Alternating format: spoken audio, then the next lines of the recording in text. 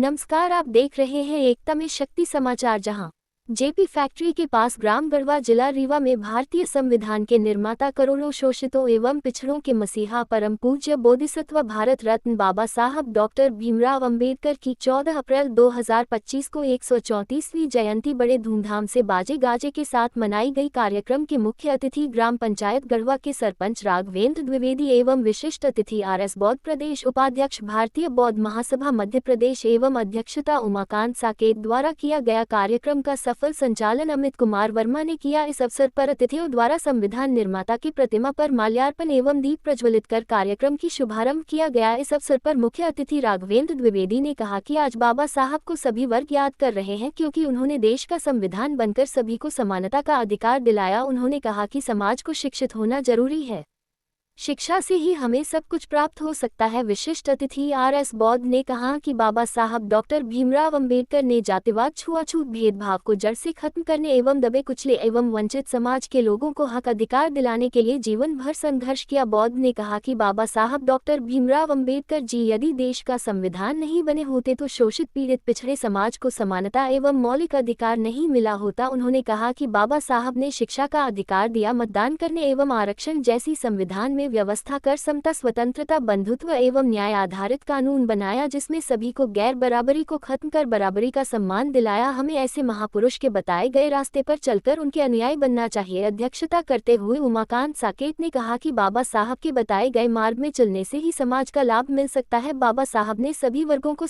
को संगठित कर एक रास्ते मिलने का काम किया। हमें सदैव उनके मार्ग पर चलना चाहिए। जयंती समारोह के मौके पर छात्र छात्राओं ने बाबा साहेब के जीवन पर नाटक का प्रदर्शन किया, जिन्हें अतिथियों द्वारा पुरस्कार प्रदान किया गया। कार्यक्रम में संजू साकेत, अज्जू साकेत, श्याम सुंदर चौधरी, पूर्व सरपंच राजकुमारी साकेत आदि भारी संख्या में महिला, पुरुष, बुजुर्ग, छात्र छात्राएं उपस्थित रहे और बाबा साहब के बताए गए रास्ते पर चलने का संकल्प लिए।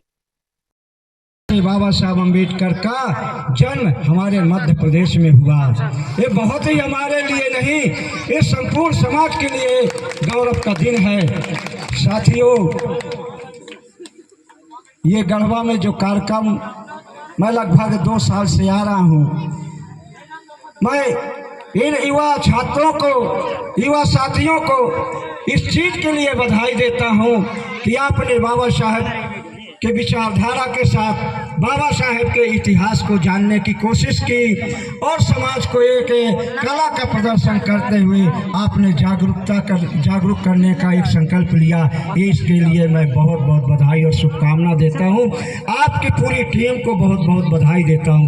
साथियों, आपको पता है कि जिस महापुरुष ने जन्म के बाद से, जब से शैक्षणिक शिक्षा उन्होंने शुरुआत किया, तो न जाने कि क्या क्या प्रताड़ना उनको झेलना पड़ा। ये कोई कहने की बात नहीं है, क्योंकि उस समय की ऐसी परिस्थितियां थी कि हर आदमी जागरूक नहीं था, लेकिन देश के एक इकलौता ऐसा व्यक्ति था कि जिनकी जज्बा और जुनून था कि मैं पढ़ूं और पढ़ लिख करके देश समाज का मैं सेवक बनूं।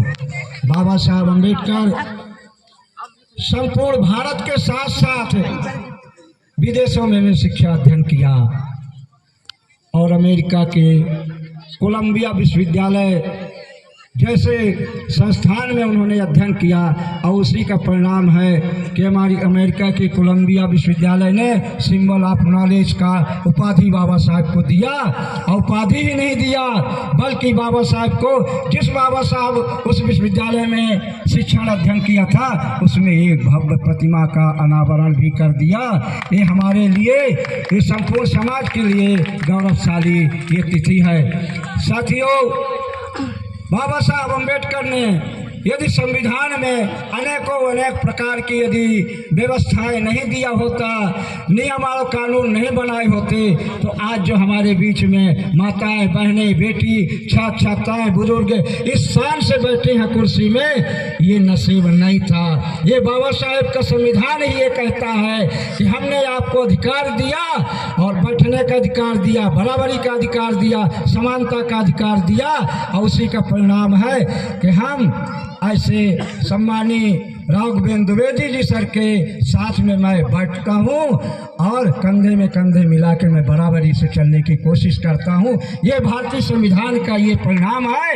यदि बाबा साहब द्वारा इस भारत का संविधान का निर्माण नहीं होता तो शायद है कि ये जो समाज हमारा बैठा है कुत्ते बिल्ली और जानवरों से भी बदतर ये होता। जैसे अभी भी हम गांव में देखते हैं कुछ ही लोग कर्मचारी होंगे, वो भी ऐसे कर्मचारी हैं, हमारे जैसे लोग ऐसे नहीं होंगे कि घर के बाहर निकाल करके और समाज के बीच में जाने की कोशिश करते होंगे।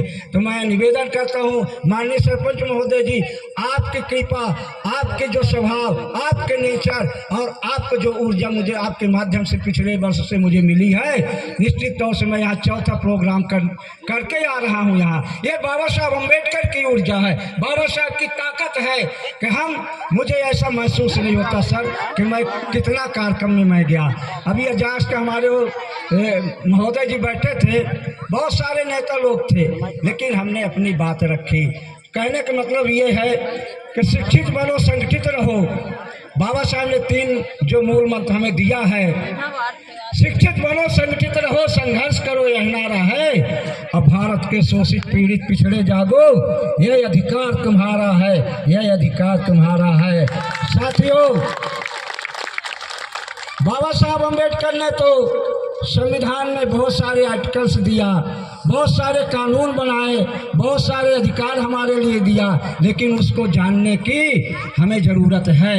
अभी माननीय सरपंच महोदय जी कह रहे थे कि शिक्षा वो शेरनी का दूध है कि जो पिएगा वो शेर के ही तरह दहाड़ेगा। निश्चित तौर से हमें शिक्षित होना चाहिए, शिक्षा के साथ साथ हमें संगठित होना चाहिए। यदि हम संगठित नहीं हुए तो संघर्ष करने से कोई मतलब नहीं निकलता है। इसलिए कि बाबा साहब अम्बेडकर ने शिक्षा के साथ साथ समाज को जोड़ने का काम किया, और समाज को जोड़ने का काम किया तो समाज भी बाबा साहब को ढूंढने का काम किया, और उसी का परिणाम रहा कि एक बाबा साहब भारत के ऐसे निकले कि जिन्होंने छत्रपति साहू महाराज ने 1902 में 50% का आरक्षण दे करके और बाबा साहब को आगे बढ़ाने का काम किया। धन्य है छत्रपति साहू कुर्मी महाराजा जी कि आपने बाबा साहब की आर्थिक रूप से जो आपने मजबूती किया है, वो शायद है कि आज के युग में यदि हमारे समाज को सरपंच महोदय जैसे लोग यदि मिल जाए तो इस समाज का भला होने में कभी कमी नहीं होगी। आज तो हम अपने आप तक सीमित हैं। हम देखते हैं कि जो भी हमारा समाज आज पढ़ा लिखा है और बाबा साहब के दिए हुए संविधान और आरक्षण के बदौलत IAS IPS डॉक्टर इंजीनियर पटवारी के बना हुआ है, लेकिन वो कहाँ तक सीमित है? अपने टीवी और बीवी तक सीमित है। साथियों, यदि बाबा साहब अम्बेडकर की कमाई में खा रहा हूँ, आरक्षण का लाभ ले रहा हूँ, तो मेरा दायित्व होता है कि समाज में ऐसे हम बीच में जाएं जहाँ लोग संगठित होकर बैठे हैं, हमारी बातों को सुनने को तैयार हैं। हम अपनी उनकी बातों को भी हम सुनने की तैयारी रखेंगे ताकि एक दूसरे की बात हम शेयर करें और उसका हम निचोड़ निकाल सकें। बाबा साहब अम्बेडकर ने तो इस समाज के लिए दिशा और दशा को बदलने के लिए कभी 24 घंटे में 18 घंटे पढ़ाई किया करते थे। उस जमाने में जब पढ़ने लिखने का अधिकार ही नहीं था, सारा समाज हमारा जो तो सोया हुआ था, लेकिन बाबा साहब अम्बेडकर को एक कल्पना हुआ करती थी कि मेरा समाज सोया हुआ है, इसलिए मैं 24 घंटे में 18 घंटे पढ़ता हूँ ताकि हमारे समाज को जागरूकता पैदा हो। और जागरूक होगा तो वो IAS IPS डॉक्टर इंजीनियर पटवारी बनेगा। जब IAS IPS डॉक्टर पटवारी बनेगा